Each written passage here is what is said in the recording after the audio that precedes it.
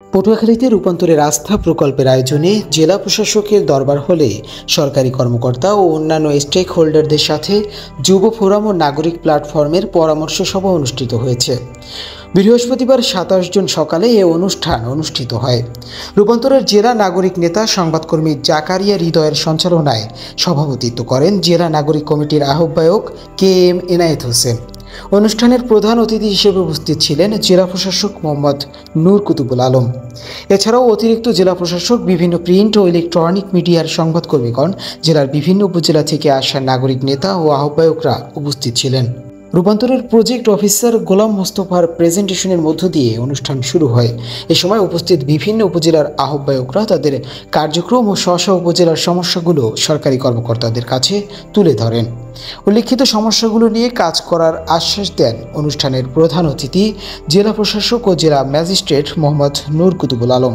আমাদের কাওয়াইয়া ইউনিয়নের এবং চন্দ্রদ্বীপ ইউনিয়নের যে মান্তা সম্প্রদায়ের যে কিছু শিশুরা রয়েছে, আমি তাদেরকে নিয়ে কাজ করেছি, আমাদের টিম তাদেরকে নিয়ে কাজ করেছে।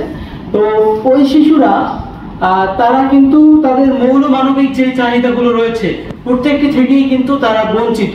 বিশেষ করে আমরা সম্প্রতি লক্ষ্য করি যে তাদের যে টিকা, আমরা ওই মান্তা বহরে কাওয়াইয়া ইউনিয়নের যে বগি খাল রয়েছে সেই মান্তা বহরে আমরা যাই, সেখানে আমরা নিজস্ব গণনার মাধ্যমে পাই বা তাদের মতামত অনুসারে পাই সেখানে 38 জন শিশু রয়েছে, যার মধ্যে মাত্র 12 জন শিশু টিকা পেয়েছে। তো ইপিআই এর যে 6টি টিকা রয়েছে বাধ্যতামূলক, এই টিকাগুলো কিন্তু শিশুরা পাচ্ছে না। এর ফলে তারা নানা ধরনের রোগে আক্রান্ত হচ্ছে।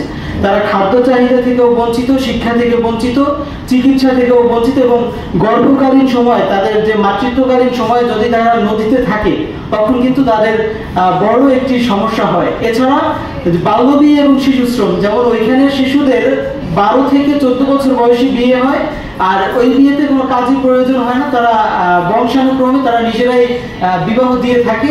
এবং যে শিশু শ্রমের বিষয়টি রয়েছে, তারা জীবিকার সংজ্ঞা তাদের পাচ্ছে, যেমন 5 থেকে 7 বছর পরেই তারা লেখাপড়া নাই, তাদের কিছু নাই, তারা নদীতে যায়, তাদের পূর্বপুরুষের পেশা হিসাবে তারা মাছ ধরে।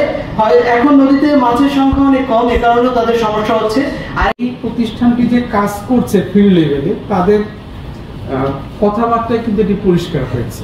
কারণ যখন কেউ বলবে যে কোনো সমস্যা নাই, তখন বুঝতে হবে যে বাংলাদেশের প্রেক্ষাপটে সে আসলে কোনো কাজ করছে না।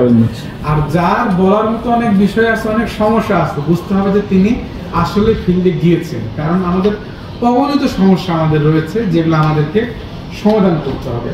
আমি প্রথমে বাউফলের যিনি ছিলেন তিনি অনেকগুলো বিষয় উপস্থাপন করেছেন। আমি একটু জাকারিয়া হৃদয়কে অনুরোধ করব, ওনারা যদি এক পাতায় একটু পয়েন্ট আকারে, বুলেট পয়েন্ট আকারে ওই 4টি উপজেলা থেকে তথ্যগুলো আমাদের কাছে লিখে একটা পাতায় আমাকে দেন, তাহলে আমাকে সেটা একটা একটা করে ধরে কাজ করে আমার জন্য সুবিধাজনক হবে। কারণ অনেকগুলো পয়েন্ট বলেছেন, তো সবগুলো পয়েন্ট আসলে আমরা এভাবে নোট ডাউন করতে পারিনি। তারপর আমি কিছু করেছি।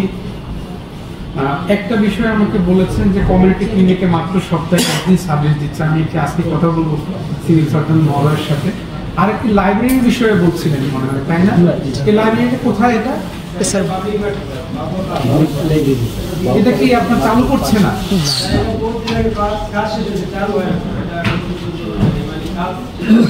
আচ্ছা, আমি এটা আজকে ওনার সাথে কথা বলে বিষয়টা জেনে প্রয়োজনীয় ব্যবস্থা নিব। আর এদিকে মান্তা সম্প্রদায়কে নিয়ে আসলে আমাদের কাজ করার অনেকগুলো বিষয় আছে। সেখান থেকে আপনাদের কাছ থেকে আমরা পয়েন্ট আকারে পরামর্শগুলো পেলে আমরা সেগুলো নিয়ে কাজ করব।